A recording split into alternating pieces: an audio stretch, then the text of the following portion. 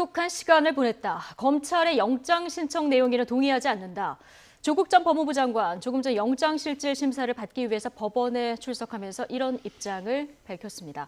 구속 기로에 선 조 전 장관의 운명의 날, 정치권도 촉각을 곤두세우고 있는데요. 자세한 이야기 이종훈 정치평론가 그리고 김성환 시사평론가 두 분과 나눠보겠습니다. 어서 오십시오. 네, 안녕하세요. 안녕하세요. 자, 영장 실질 심사를 받기 위해서 포토라인에 선 조국 전 장관 취재 열기도 상당했고요. 지지자들의 응원과 반대자들의 반발이 맞서면서 상당히 혼란스러운 모습이었습니다. 이 모습 잠깐 보고 오시겠습니다.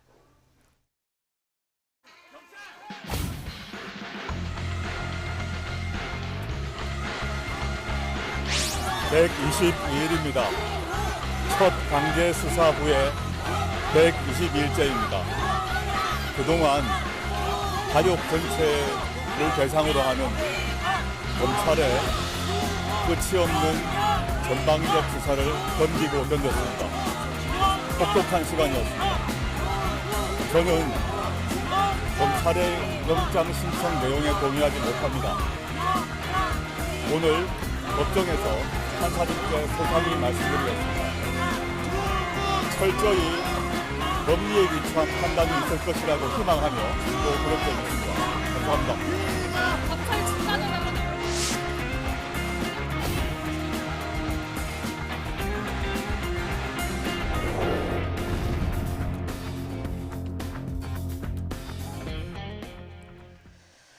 네, 조국 전 장관이 굉장히 오랜만에 오늘 입을 열어서 여러 가지 얘기를 하는 걸 들었는데 앞서 출석할 때는 현장에서 지지자들, 반대자들의 목소리가 너무 커서 아예 들리지 않는 이런 굉장히 혼란스러운 상황이었습니다. 일단 출석 모습 어떻게 보셨습니까? 그만큼 관심이 될 수밖에 없는 그런 사안이니까요. 사실상 우리가 지금 얘기하는 것처럼 조국 사태라고도 얘기하고 조국 국면이라고도 얘기하고 이럴 정도로 최근 한 4달 정도를 조국 전 장관 임명 문제로 온 사회가 떠들썩하지 않았습니까? 예. 그거에 따른 갈등도 좀 심했고요. 그래서 결국 검찰 개혁을 요구하는 시민들과 또 조국 장관 구속을 요구하는 시민들이 서로 갈려가지고 시위까지 벌어진 그런 양상이었기 때문에 어쩌면은 당연한 현상이기도 하다 이렇게 생각이 되는데요. 네. 그래서 저는 근데 조국 전 장관에 대한 구속영장 청구하는 과정에 대해서는 사실 좀 납득하기가 어렵습니다. 예. 개인적으로는. 그러니까 검찰이 그동안에 오늘 조 전 장관도 얘기했지만 강제 수사가 개시된 지 122일 만에 지금 구속영장을 예. 청구했는데 조 전 장관에 대해서 굳이 인사청문회에 들어가 있는 후보를 강제 수사를 들어갔던 거 아니겠습니까? 그 기본적인 취지는 예. 조 전 장관 가족과 관련돼 있는 혐의, 조 전 장관과 관련돼 있는 혐의를 검찰이 확인한다고 하는 그 정당성을 가지고 검찰이 예. 수사에 들어갔는데 그동안에 나왔던 내용들에 대해서는 검찰이 전혀 구속영장에 기재되거나 아니면 혐의를 적용하지 않고 나중에 직권남용 혐의 부분만 가지고 지금 구속영장을 청구하는 것, 이걸 어떻게 봐야 되는 것인지. 그러면은 처음에 인사청문회 국면에서 검찰이 수사에 들어간다고 얘기했던 그 명분은 무엇인지에 대해서 여전히 저는 개인적으로 의문을 가지고 있습니다. 예. 어쨌든 오늘 여러 가지 얘기를 하고 이제 조국 전 장관이 들어갔는데 철저히 법률에 기초한 판단이 있을 것으로 기대한다. 이 얘기를 했거든요. 지금 직권남용 혐의를 검찰이 적용했잖아요. 네. 근데 이게 직권남용이냐 아니면 직무 범위 안에 있느냐 여기에 대해서 앞서 이제 조국 전 장관 이야기를 들으면 굉장히 치열한 법리 공방이 지금 이루어지고 있을 것 같은데요. 네. 자, 이렇게 되면 조 전 장관이 유재수 전 부시장의 비위를 얼마나 깊숙이 알고 있었느냐 이게 쟁점이 되는 겁니까? 네, 그렇죠. 예. 그런데 지금 본인의 주장은 일관된 것 같아요. 그러니까 정무적 책임, 정무적 판단과 관련한 책임은 있을지 몰라도 법적 책임질 일은 하지 않았다는 거고 오늘도 이제 그 얘기를 결국 반복적으로 지금 하고 예. 있는 겁니다.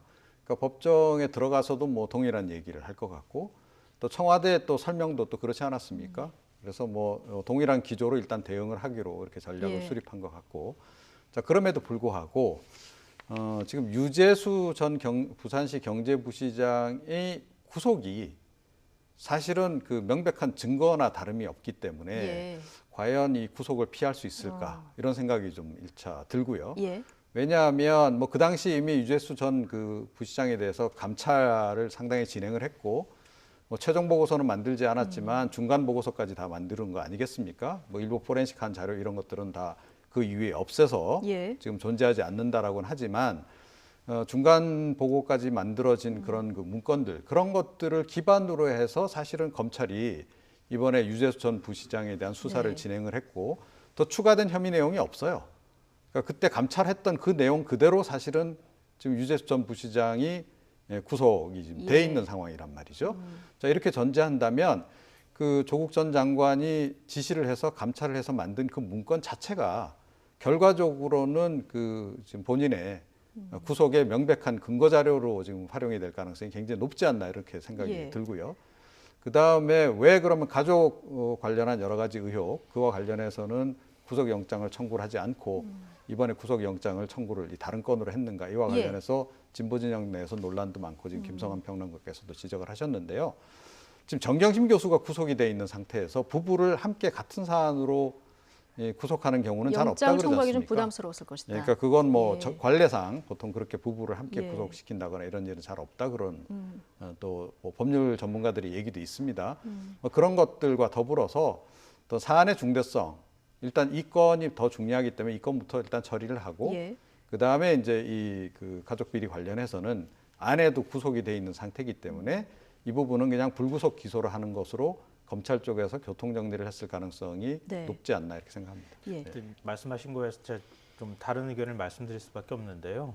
그러니까 지금 그 국민적 상식 수준에서 제가 말씀드린 거예요. 왜냐하면 인사 검증 과정에 있는 후보를 검찰이 갑자기 강제 수사에 들어갔어요. 근데 그 당시에 제기됐던 의혹은 지금 직권남용 부분이 없었어요. 없었고 검찰이 수사에 들어가지 않았습니까? 조국 전 장관을 겨냥해서 수사를 한 거예요. 그렇지 않습니까? 이게 인사청문 전혀 대상은 별건 조국 전 수사다. 장관이었으니까. 예. 근데 조국 전 장관을 가족을 먼저 수사를 했어요. 그러고 난 다음에 가족과 관련된 수사하면서 조 전 장관과 관련한 얼마나 많은 의혹과 혐의 내용이 쏟아져 나왔습니까? 근데 그거 결국 기소를 안 했어요. 근데 검찰이 수사를 할 때 구속을 꼭 시켜야 하는 게 수사의 목적입니까? 그건 아니잖아요. 혐의 입증이 목적이라고 한다면 그러면 그동안에 한 넉 달 가까이 수사를 했다고 하면은 그러면은 검찰이 불구속 기소를 하든 선택을 할 수 있었잖아요. 그러니까 기소를 그거는 왜 안 했느냐는 거예요. 충분한 시간이 주어졌고 충분히 수사를 할 수 있었음에도 불구하고 기소를 못했다는 얘기는 거꾸로 얘기하면은 기소를 할 수 없었다는 얘기도 된다는 거죠. 근데 지금 불구속 예. 기소를 이번 주 중에 할지 모른다는 얘기도 좀 나오고 그러니까 먼저 있잖아요. 구속을 하고 난 다음에 그 다음에 뭔가를 하겠다 이제 이렇게 얘기하고 있는 것 같은데요. 아니요, 그거는 기소 순서가 불구속 상태에서 가족 비리 관련해서 그러니까요. 기소를 조 하겠다라고 전 장관에 대한 얘기하고 있는 수사가 거죠? 그러면 구속시키는 게 목적이었습니까? 그건 아니잖아요. 검찰 수사의 목적은 구속이라고 보기 어렵잖아요. 그러니까 그 사람이 혐의 입증을 하고 결국은 공소 제기를 하는 거 아니겠습니까? 예. 그런데 마치 목적이 조 전 장관에 대한 구속을 하는 게 목적인 것처럼 비춰지는 게 이 과연 검찰 수사 과정에 있어서 이 한목적적으로 예. 수사를 했는가에 대한 부분에 대한 의문이 제기될 수밖에 예, 없다. 지금 김성환 그 말씀을 드린 평론가 겁니다. 예, 의견은 일가 수사 말고 감찰 무마 의혹이라든가 청와대 하명 수사 의혹 이 여기까지 검찰 수사 계속 나아가는 것은 어떻게 보면 조 전 장관의 겨냥한 수사일 수 있다, 별건 수사일 수 있다 이런 그 얘기의 연장선상인 것 같은데요. 어떻게 네, 그러니까 들으십니까? 뭐 예. 그래서 진보진영에서 하는 얘기가 뭐 인디언 기후제 아니냐. 그러니까 조국을 꼭 반드시 구속시키기 위해서 뭐 지금 이제 검찰이 최대 노력을 하고 있는 듯이 이렇게 이야기를 지금 하시는 건데요. 검찰이 굳이 그래야 될 이유가 있나요? 그러니까 기소하면 되는 거죠. 그걸 뭐 꼭 반드시 구속을 시켜야 된다? 구속 불구속 여부에 따라서 뭐 이 처벌 수위가 최종적으로 결정되는 것도 아닌데 그렇게 구속에 목숨을 걸어야 될 이유가 과연 있을까요? 저는 그거는 이제 그렇지는 않다라고 생각합니다. 그리고 최근에 전반적인 그 사법부의 그 추세를 보더라도 가능하면 불구속해서 뭐 좀 수사를 하라는 거 아니겠습니까? 그런 기조에서도 맞는 거고. 그리고 이번 사안 같은 경우에도 조국 전 장관이 그렇게까지 직접적으로 관련이 돼 있다라고 만약에 여겨지지 않았다면 검찰 쪽에서 굳이 구속영장 청구를 하지는 않았을 거다라고 생각해요. 그런데 중간 과정에서 증거인멸로 좀 의심이 되는 그런 행동들도 있었고 하기 때문에 이건 사안이 중요하다라고 생각을 해서 지금 구속영장을 청구를 한 것으로 이렇게 볼 수도 있는 거 아니겠습니까? 그러니까 네. 그 말씀에 네. 저는 동의하는데요. 제가 말씀드렸던 건 뭐냐면은 그렇다면 구속이 목적이 아니면 그럼 불구속 기소했었어야죠. 기소를 하고 난 사안도요? 다음에 아니 그 전에 이미 일가 수사 뭐 관련해서요? 사모펀드와 관련돼 있는 예. 문제라든가 뭐 증거인멸 교사부터 시작해서 뭐 서울대 공익인권센터 인턴 증명서 조작했다고 하는 거 거기에도 얘기가 나왔었잖아요. 검찰이 막 반박도 했었어요. 그럼 그 부분에 대해서 구속 여부가 그렇게 중요하지 예. 않다 그러면 불구속 기소했었어야죠. 그걸 먼저 수사 기소하고 진행됐으니까 난 다음에 먼저 그 다음에 했어야 이 된다. 부분에 예. 대해서 다시 영장 청구할 필요성이 있다 그러면 영장 청구했더라면 이런 오해를 사거나 하지 않았을 거라는 거죠. 네. 기소하고 난 다음에 추가로 기소할 수도 있지 않습니까? 그런데 왜 그거 아직도 기소 예. 안 하냐는 거예요. 지금 검찰 수사가 정당하냐 과하냐 이 부분은 오늘 현장의 지지자들 반대자들 그 목소리를 들어서 다 국민 여러분들께서 뭐 가늠할 수 있는 이런 부분인데요. 김성환 평론가님, 그 청와대가 구속영장 청구 당시에 법원이 합리적인 판단을 할 거라고 기대한다 이런 얘기를 했습니다. 자, 이 부분 관련해서는 청와대의 이런 입장 발표가 수사 공정성을 해칠 수 있는 거 아니야 이런 또 지적도 있는데 이 부분은 어떻게 보십니까? 그러니까 저는 그렇게까지 뭐 상상력을 동원해서 얘기할 필요까지는 없다고 생각합니다. 예. 지금 뭐 예를 들어서 이전에 조국 장관 수사를 하면서부터 시작해가지고 여기까지 한 넉 달 넘게 온 거 아니겠습니까? 그 과정에서 얼마나 많은 피의사실 공표 문제가 있었고 지금 그 직권남용 혐의와 관련해서도 검찰이 계속 사실은 피의사실을 흘렸던 거 아닙니까? 그리고 청와대가 거기에 다 관여됐다고 했고 그리고 청와대에 있는 민정비서관이나 그리고 반부패 비서관부터 시작해서 다 지금 조사를 한 거잖아요. 그리고 뭐 하다못해 지금 하명 수사 관련해서는 수첩 내용이 다 공개되고 있는 이런 상황입니다. 그것도 또한 해석의 여지가 있는 내용이 예. 공개되고 있는데 청와대는 그런 부분에 있어서 아무런 얘기도 하지 않고 가만히 있으라? 저는 그거는 좀 아닌 것 같고요. 그리고 수사를 이렇게 하라고 얘기한 것도 아니고 법원이 예를 들어서 합리적으로 판단할 거라고 얘기하는 것을 예. 법원이 알아서 기각해 주실 겁니다라고 생각하는 것까지 우리의 머리를 확장하거나 사고를 확장할 필요까지는 없다고 저는 생각합니다. 예, 지금 송병계 울산경제부시장 수첩 얘기를 해주셨는데요. 지금 조국 전 장관 이 청와대 하명 수사 의혹 거기서 또 선거 개입 의혹 여기까지 지금 수사에도 무관하지 않은 상황이라서요. 이번에 그렇죠. 한 고비를 넘긴다 하더라도 또 한 고비가 지금 남아 있는 상황입니다. 그러니까 지금 그 건도 지금 피의자로 지금 조국 전 장관이 적시가 돼 있다는 거 아니겠습니까? 예. 지금 전해지는 바로는 그렇습니다. 그러니까 이제 뭐냐면 이 하명 수사와 관련해서는 최초의 그 제보를 받아서 첩보가 어찌됐건 그러니까 민정을 거쳐서 경찰청으로 내려가서 울산지청까지 내려간 이런 상황이라는 거지 않습니까? 그러니까 어떻게 보면 정보의 그 공식적으로는 최초 출처가 이제 예. 청와대가 되는 거고 그것도 민정수석실이고 예. 그러니까 백원우 전 이제 민정비서관이 박형철 전 그 반부패 비서관에게 이제 그 제보 내용을 전달했다라는 건데 이게 네. 이제 문건 형태로 첩보 보고서 문건 형태로 전달된 건 맞는데 그 보고서의 형태가 과연 이게 첩보 보고서냐 아니면 그냥 단순히 정리한 거냐 이거에 이제 청와대와 이제 그 외부에서 이제 시각의 차이가 좀 예. 있는 거 이제 이런 상황인데 이와 관련해서도 어찌됐건 정보가 이렇게 유통이 되는 그런 과정 자체를 그러니까 조국 전 장관이 과연 몰랐을까? 이건 그렇게 몰랐다고 보기 어려운 것이고요. 예. 그리고 이제 그 감찰 정보 내용을 그 경찰청에 내리기 전에 아마 박형철 전 반부패 비서관이 보고를 당연히 했겠죠. 백원우 비서관이 이런 제보를 가지고 와서 이거 지금 보고서 형태로 이렇게 저한테 전달이 됐는데 예. 이거를 어떻게 처리할까요?라고 당연히 물어봤을 겁니다. 그래서 그 과정에서 어찌됐건 뭐 최고 지금 책임자가 조국 전 장관이기 때문에 그와 관련해서 이제 좀 책임을 면하기 어려운 그런 부분이 좀 있는 거고요. 그 다음에 이제 뭐 언론 보도를 통해서 나온 뭐 예를 들어 텔레그램 뭐 이런 내용 뭐 이런 거 관련해 가지고도 뭐 이제 또 추가로 또 나올 부분들이 또 있을 수 있기 때문에 그러니까 앞으로도 지금 계속 지금 조국 전 장관과 관련해서는 이번 꼭 이 사안만 아니더라도 또 오늘 이번에 그 기소된 그러니까 어찌됐건 구속영장 청구된 그 사안이 아니더라도 다른 건으로도 좀 수사가 될 것들이 몇 가지가 좀 더 있는 그런 상황입니다. 예.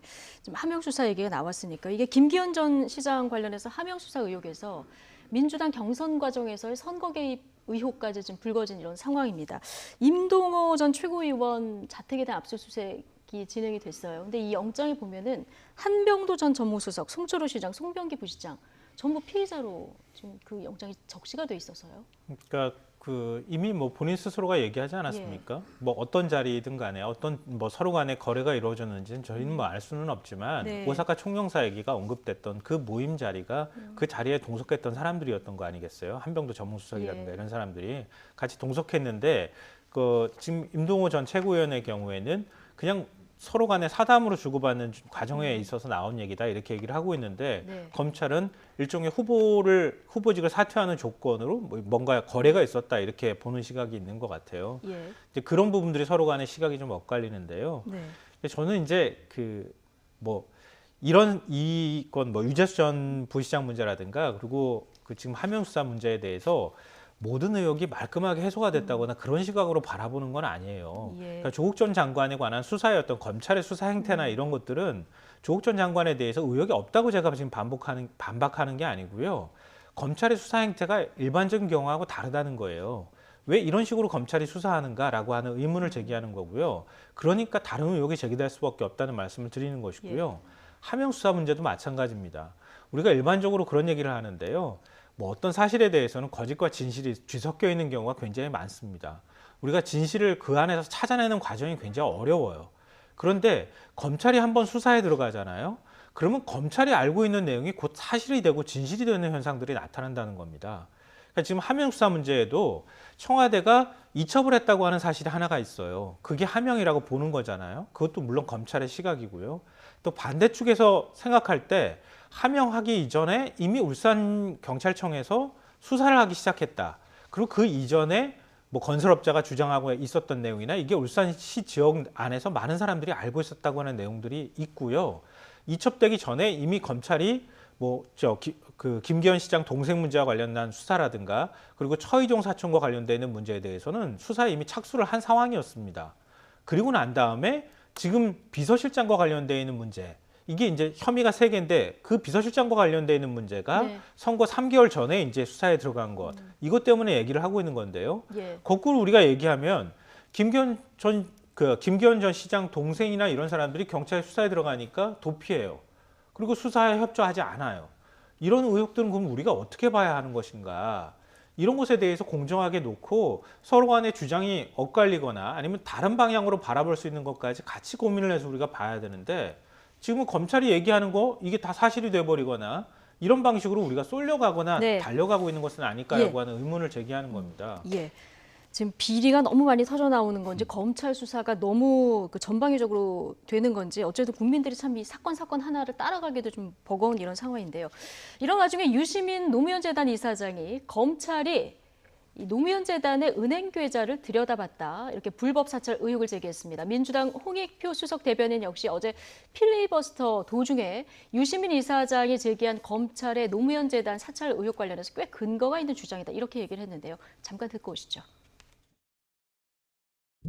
노무현재단의 후원 계좌를 검찰이 봤다라는 내용이에요. 검찰은 부인하고 있습니다. 제가 직접 유시민 이사장과 통화를 했습니다. 어제 저녁 때. 유시민 이사장은 계좌를 검찰이 살펴본 나름대로의 근거를 가지고 계시더라고요. 혹여라도 노무현재단의 고액을 후원한 사람이 있으면 또 노무현재단을 통해서 어떤 공직 자리를 받으려고 했다. 뭐 이런 내용 또 쓰려고 하나요? 또 하나의 스토리를 만들고 싶은 것 같아요. 이런 게 검찰권 남용입니다. 윤석열 검찰총장에게 제가 분명히 말씀드리고 싶습니다. 문재인 대통령과 더불어민주당은 살아있는 권력에 대한 수사 반대하지 않습니다. 근데 아쉽게도 그러한 역할은 거의 하지 않고 있습니다. 그저 살아있는 권력 수사하겠다고 하면서 이 사람 저 사람 물어뜯고 별건 수사해가면서 다 먼지떨이식 수사해서.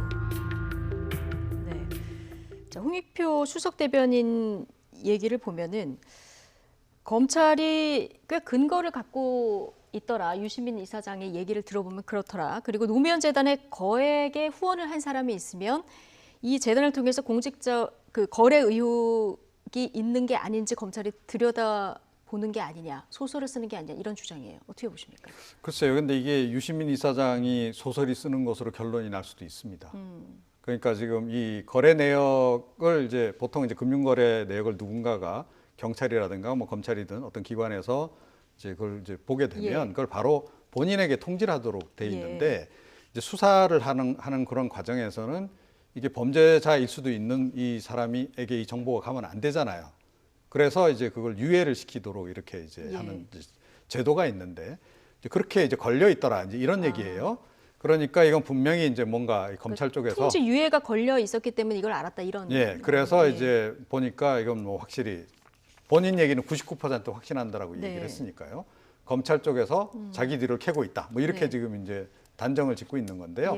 근데 검찰 쪽에서 지금 해명은 뭐냐면 전국 검찰 어디에서도 그렇게 한 적이 없다라고 지금 얘기를 하고 있고 오히려 했다면 경찰 쪽에서 하지 않았겠느냐.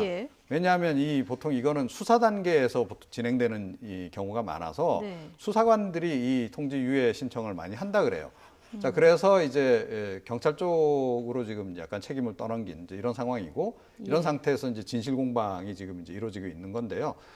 지금 법률 전문가들 얘기 들어보니까 민사 사건의 경우에도 이렇게 그 통지 유예를 거는 경우가 있다 그럽니다. 예. 그렇기 때문에 지금 이제 유시민 이사장 같은 경우에는 워낙 이제 관련된 사건들이 좀 많이 있기 때문에 어느 쪽에서 이게 요청으로 이게 걸려 있는지는 사실은 좀 더 확인이 필요한 상황이 아닌가 예. 이렇게 생각을 합니다. 그러니까 검찰에서는 안 했다 이렇게 얘기를 했는데 지금 노무현 재단 그 유시민 이사장은 검찰에서 내용을 좀 더 명확히 밝혀달라 이런 입장이에요. 근데 지금 말씀 들어보면 검찰이 아니라 경찰이 했을 수도 있고 이거는 뭐 알 수가 없는 상황인데요. 어쨌든 지금 유시민 이사장하고 진중권 진보의 두 보수, 진보의 그 아주 뛰어난 논객 아니었겠습니까? 지금 근데 갈 길이 좀 달라지는 것 같아요. 서로 좀 안 좋은 얘기들을 좀 오가고 있는 이런 상황인데요.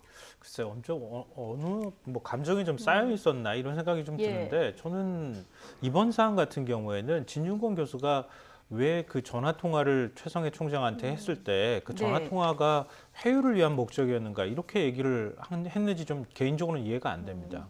왜냐하면 본인이 그거와 관련해서 어떤 얘기를 들을 수 있는 상황이 아니거든요. 예. 근데 전화를 건 행위 자체가 회유다라고 본인은 판단하고 있는 거 아닌가 싶은데 유시민 이사장은 이미 밝힌 바가 있잖아요. 취재 목적이었다 이렇게 얘기를 하고 있는데 그건 뭐 보는 시각에 따라서 시각은 네. 엇갈릴 수 있지만 추가로 자기가 그거에 따르는 근거를 가지고 얘기한 주장 같아 보이진 않아요. 예. 그러니까 유시민 이사장은 만약 본인이 회유하지 않았다고 가정하면 그럼 억울할 수도 있잖아요.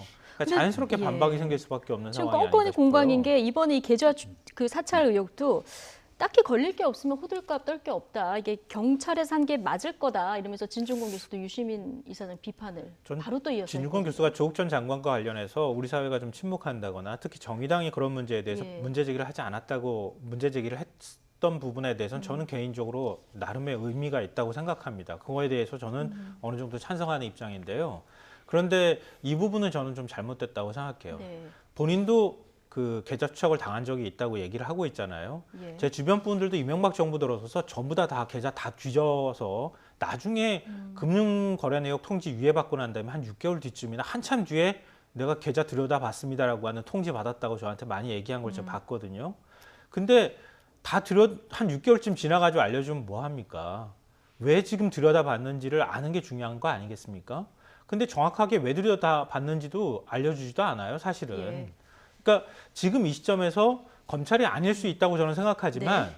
어떤 수사기관이 무슨 목적으로 계좌를 들여다봤는지 정도는 알아야 되는 거 네. 아니겠습니까? 뭔가 좀 분명히 밝혀질 예, 필요가 그 있다. 부분인데 예. 진중권 교수 얘기로는 나중 가면 다 알게 될 걸 왜 호들갑을 떠느냐 이렇게 나도 그때 당해봤거든 이라고 지금 얘기를 예. 하고 있는데 그 부분에 대해서는 저는 개인적으로 설득력이 좀 떨어진다고 예. 생각합니다. 어쨌든 지금 뭐 논리적 사고력에 감퇴했다. 이분 60이 넘으셨죠. 뭐 이런 날선 공방까지 오고 가고 있는 이런 상황이라서요. 조국 사태 이후 진보 진영이 좀 쪼개지는 모습을 좀 안타깝게 보시는 분들 좀 많을 것 같습니다. 국회 상황으로 좀 넘어가 보겠습니다. 선거법 개정안을 두고 벌어진 무제한 토론 필리버스터가 오늘 자동으로 종료됐습니다. 총 누적 시간 50시간 11분, 총 15명의 의원들이 나서면서 결과적으로 상처만 주고받았던 필리버스터로 기억이 될 것 같은데요. 영상 먼저 보고 오시겠습니다.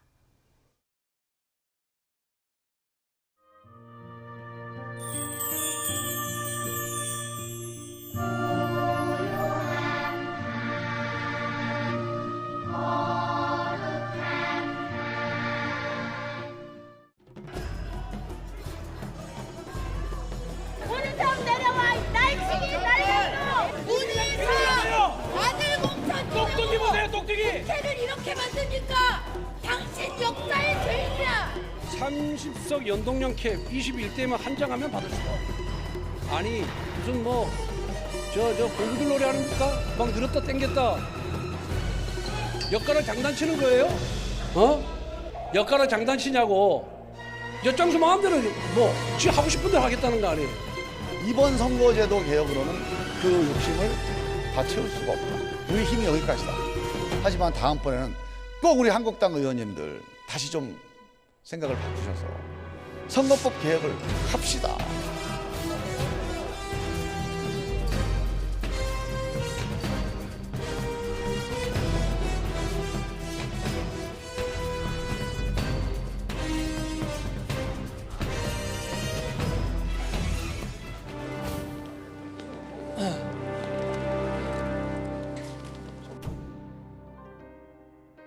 자유한국당은 그들의 횡포에 맞서기 위해 비례한국당을 따로 창당하는 방안을 모색하고 있고, 그렇게 위성 정당을 만들어서 하겠다는 게 포말 정당 아닙니까? 선거 때만 딱 생겼다가 선거가 없어지면 사라지고 통합되고.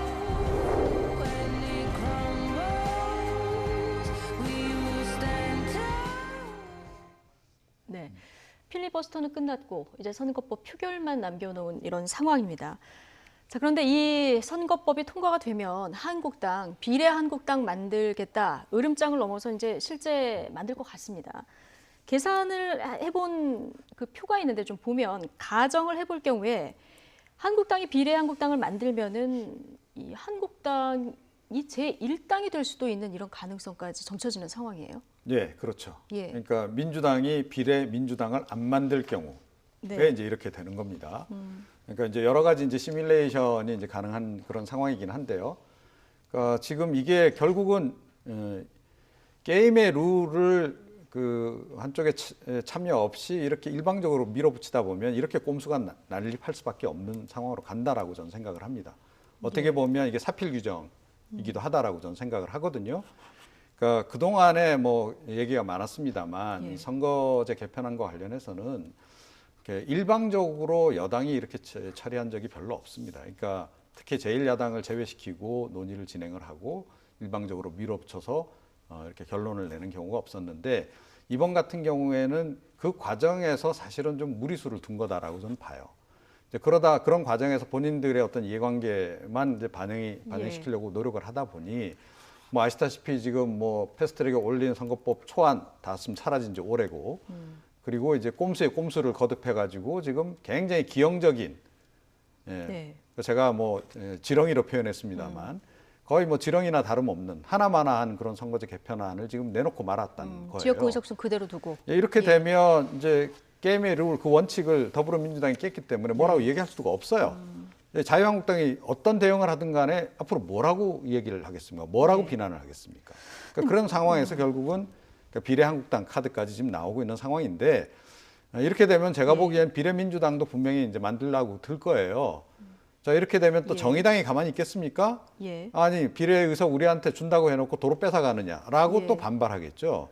예. 자, 이렇게 되면 선거제 개편 본래 취지도 완전히 사라질 뿐만 아니라 네. 결국 남는 것은 정치의 후퇴밖에 없다.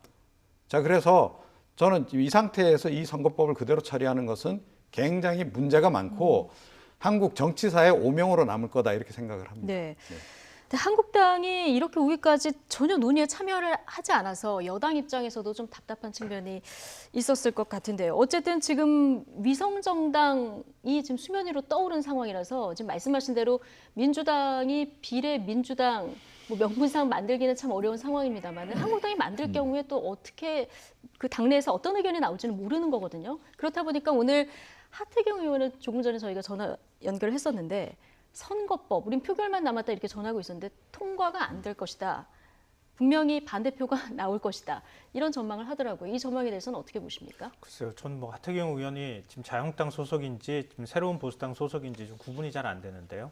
창당을 앞둔 새로운 보수당 소속이죠. 그러니까 예. 그 새로운 보수당 만약에 창당한다고 하면은 연동형 비례대표제 도입하면은 그 수혜 정당이 될 수도 있지 않겠습니까? 근데 그건 뭐 안 될 것이다 이렇게 얘기하는 게 과연 누구 당을 지금 옹호하고 있는 것인지 좀 헷갈린다 이런 생각이 들고요. 그러니까 저는 우리가 게임을 룰은 사람들 간의 합의를 통해서 이루어져야 된다고 하는 건 그 일종의 저는 개인적인 프레임이라고 생각합니다. 개인적으로. 왜냐하면 예를 들어서 그런 거잖아요.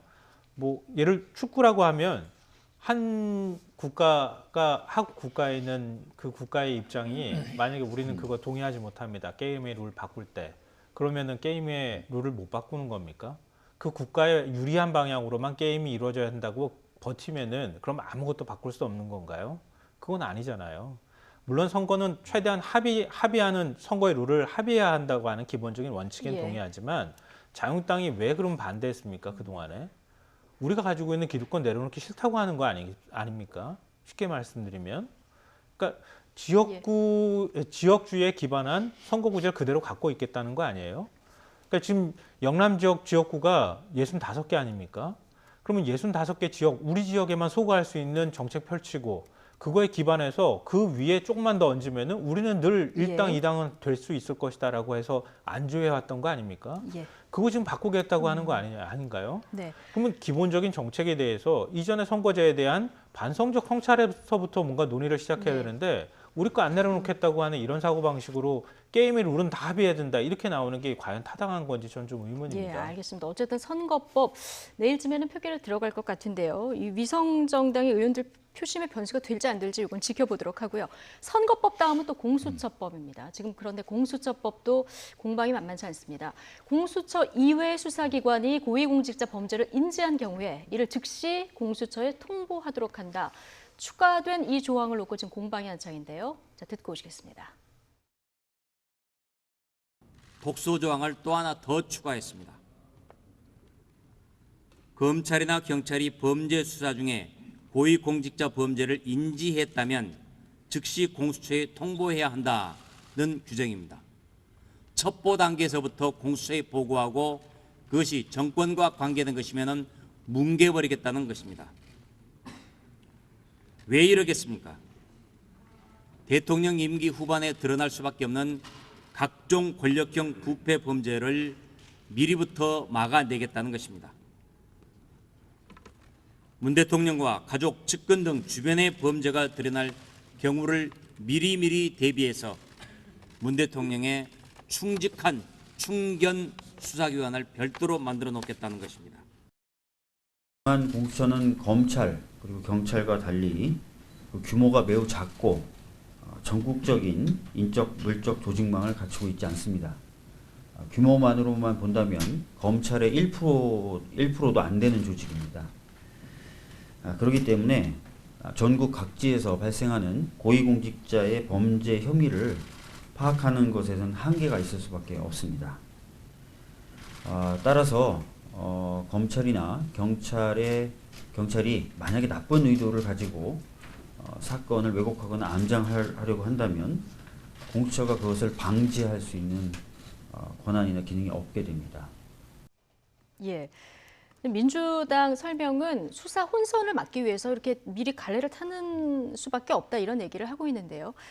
자, 이 안을 냈었던 권은희 의원도 그런데 이렇게 되면 공수처는 그럼 누가 견제하느냐 이런 문제를 제기하고 있습니다.